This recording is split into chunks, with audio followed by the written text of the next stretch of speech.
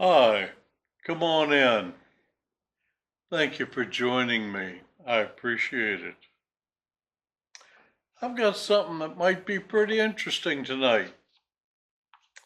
Have you ever heard of the Shroud of Turin? Well, it was a burial cloth that covered Jesus when he was put in the tomb.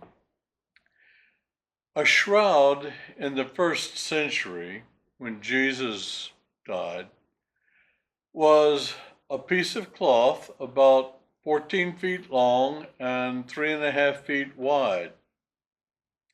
And they would lay it on the shelf or the table that he was laying on.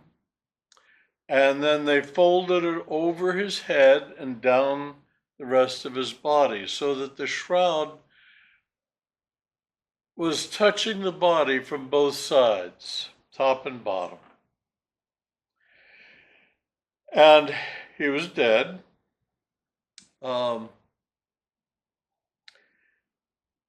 shroud was made of very special cloth, very expensive cloth. It was originally made for a man named Joseph from Arimathea. And he was probably a Sadducee. The Sadducees didn't believe in spiritual things, and that's why they were sad, you see. But he questioned Jesus and got to know him, and he was a secret follower of Jesus. And when Jesus died, he went to Pilate and asked if he could have the body. And Pilate said, "Sure, you want the body, you can have it." So Joseph of Arimathea took the body. Jesus was buried in the shroud, and the women came the next day to cover him with frankincense and myrrh. These were very, very sweet smelling things, and they used to use those to distract from the odor of decay that would follow. The purpose in those days was to lay out the body for 1 year. And after a year, all the flesh would have disappeared, and they would take the bones from the person that had been laying on the shelf. They would take the bones and put them in a stone sarcophagus, a little stone box. I think it was called an ossuary. And they never got that far with Jesus because his body didn't putrefy. As a matter of fact, he died on Friday afternoon, and on Saturday morning, Sunday morning. On Sunday morning, he wasn't there. Now, we count the time from Friday at 3 o'clock or 6 o'clock to Saturday at 6 o'clock as one day, and then Sunday at 6 o'clock, that would be 2 days, and Monday at 6 o'clock, that would be 3 days. We are of the European lineage. We count time inclusively. But the Jews in those days counted time exclusively. Friday, Saturday, Sunday. Forget the hours, just the days. What days was it? So he was 3 days. And then he rose from the dead. Well, getting back to the shroud.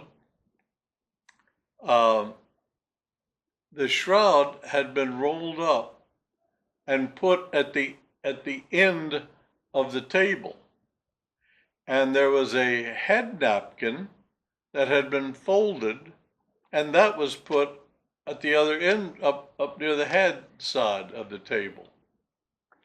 The headscarf has a special name. I don't remember what it was.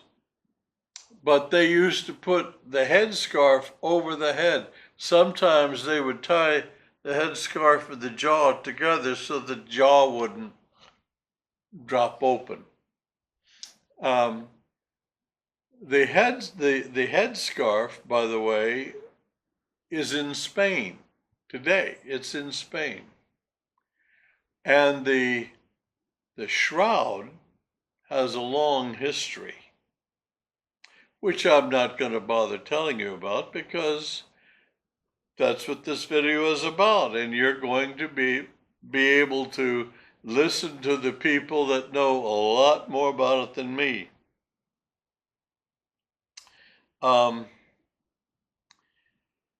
Anyway, the shroud was examined in 1978. Well, let me go back to the 1990s. It was photographed by an Italian photographer using a very large still camera with glass plates. That's what they used in those days. And when he went to make positives from what he thought would be a negative on his glass plates. When he took them out, he realized his glass plates were positives. It was like looking at Jesus. Now, I have a life-size printout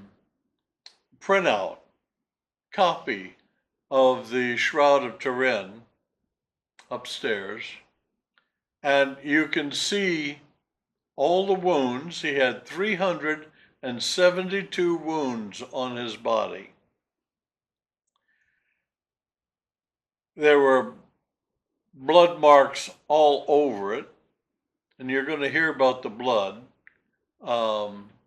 He had type AB blood, which was common to people in the Mideast in those days. There is an awful lot of talk about forgeries, and there is a lot of talk about carbon dating. There's a lot of talk about a lot of things that they have tried to establish over the years to prove that the Shroud of Turin was false. Well, the Shroud of Turin was not false, and it has been proven. It was carbon dated in 1988. The person doing the carbon dating was supposed to take snippets of the cloth from various areas, but instead he sent in a small strip taken off of the right bottom of the shroud, and it contained cloth that had been sewn in, I think it was in 1359, I think.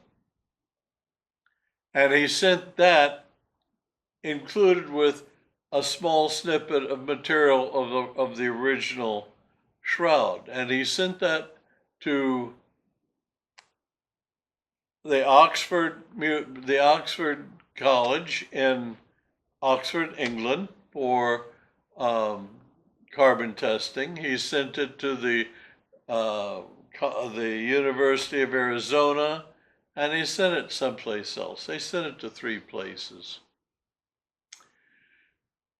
Oxford ruled that it was definitely a forgery because the carbon dating proves without any question that the cloth dates back to about 1252, I think. I might have the dates a little wrong, but 13th century. Shortly after that, Oxford received an endowment of £1 million with a note thanking them for the research that they had done on the Shroud of Turin. It was very important to someone that the shroud was declared a fraud, because if the shroud was declared the authentic burial cloth of Jesus, what do you think that would do to the religious community, to all the people who don't believe in God, and all the people that are on the fence post, they don't know? Well, anyway, the Shroud of Turin is probably the most researched, the most argumented, the most troublesome piece of cloth that has ever existed.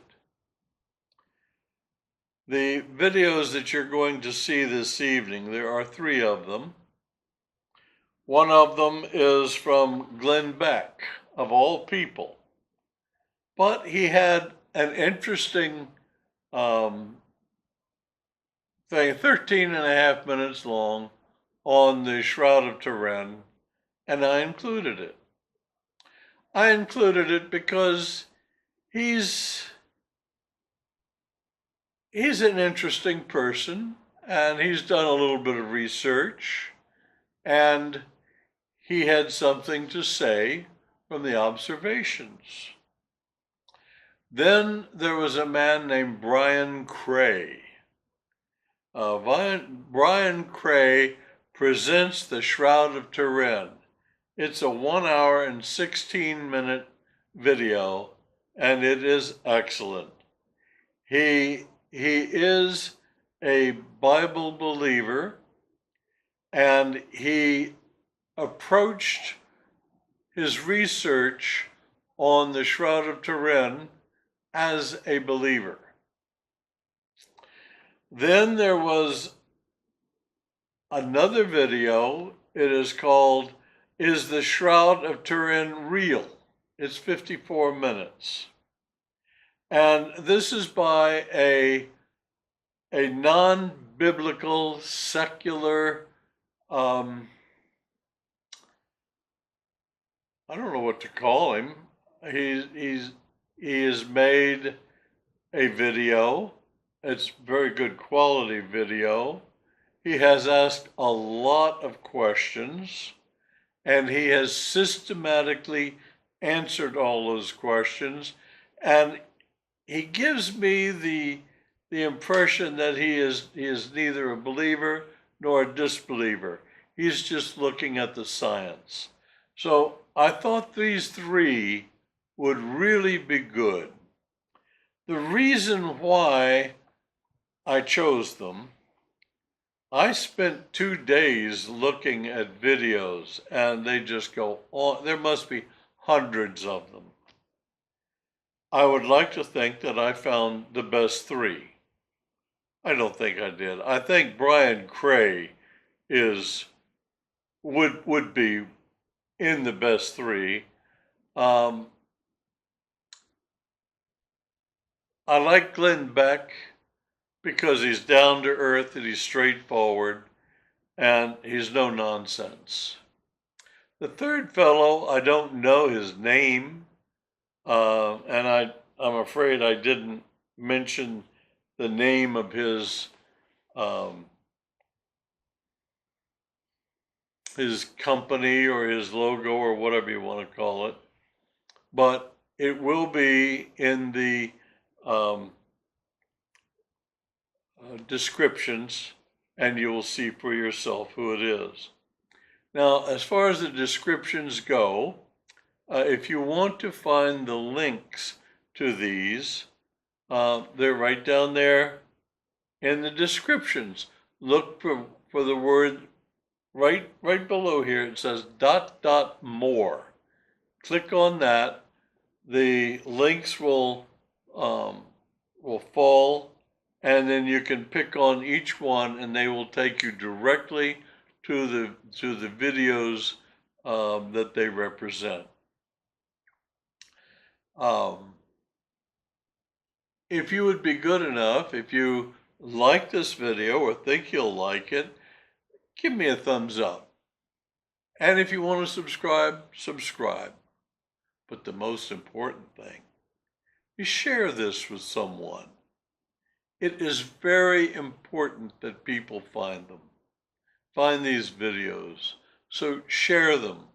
And who knows, you might help bring someone into the kingdom. Well, I hope you enjoy the video. And if so, well, even if you don't, God bless you anyway. Thank you for watching.